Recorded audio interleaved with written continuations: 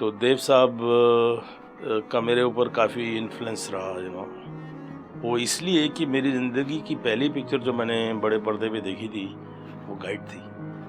उससे पहले मैंने कभी कोई पिक्चर नहीं देखी थी। तो देव साहब का था, मुझे पहली पिक्चर मैंने उनके साथ की अमीर गरीब।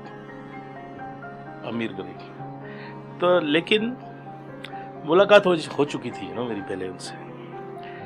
तो उसमें मुझे जब डायलॉग दिए गए तो मैंने जो देव साहब जैसे बोलते हैं कि सांस में, जैसे गाइड में डायलॉग था, उन दिनों में हम दोनों रिड्यूस रेट पे देखा करता, 15-20 बार देखी, मुझे अभी तक याद है उनके डायलॉग्स। क्योंकि उन दिनों में डायलॉग्स का मतलब भी होता था, इन्हें यूज्ड टू टच यू। जैसे हम दोनों में उनका डायलॉग था, वो कैप्टन और उन्होंने मेजर का डबल रोल किया था। वो ब्लैक एंड वाइट में आती थी। जब रिड्यूस रेट पे 4 आना या 9 आने की टिकट होती थी, चुपके से जाना। वो 12 बजे का शो होता था। फिर शाम को कभी कोई मौका मिला, किसी का बर्थडे है या कोई बहाना है या कुछ है, गाइड देखने के लिए चले जाना। तो ये दोनों पिक्चरें जो थी मुझे बहुत याद हो गई, एक किस्म के डायलॉग्स। तो मैं आपको देव साहब का वो डायलॉग है हम दोनों में कि कैप्टन तुम जानते हो तो बताओ, दुनिया में ऐसी कौन सी ताकत है जो हमें अपने कंधों पर बंदूकें रखने पर मजबूर करती है।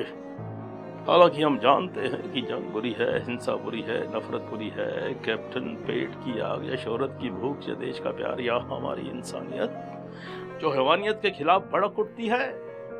इंसान के अंदर का लोहा हमेशा अपनी चमक दिखाने के लिए मौके की ताक में रहता है, और जब उसे मौका मिलता है तो वो ये नहीं देखता किसी की माँ का दिल टूटता है, किसी की बहन का दिल टूटता है या। तो ये डायलॉग आते हुए और मुझे मालूम था कैसे बोलते हैं। तो देव साहब जब वो सीन हुआ हमारा, तो मेरा डायलॉग था, तो मैंने बिल्कुल देव साहब के स्टाइल में बोल दिया, एकदम बोला काट काट काट काट। तो मेरा निकनेम है Goli. All friends in the industry they call me Goli. Ranjeet was given by Dutt साहब। तो गोली तुम भी ऐसे बोलोगे तो मैं कैसे बोलूंगा। तो इस तरह का था। फिर मजाक उनके साथ भी ही वाज अ जोवियल फेलो। कभी टेंशन नहीं, कोई सेट पे कभी कोई वो नहीं, टेंट्रम्स एंड ऑल दैट।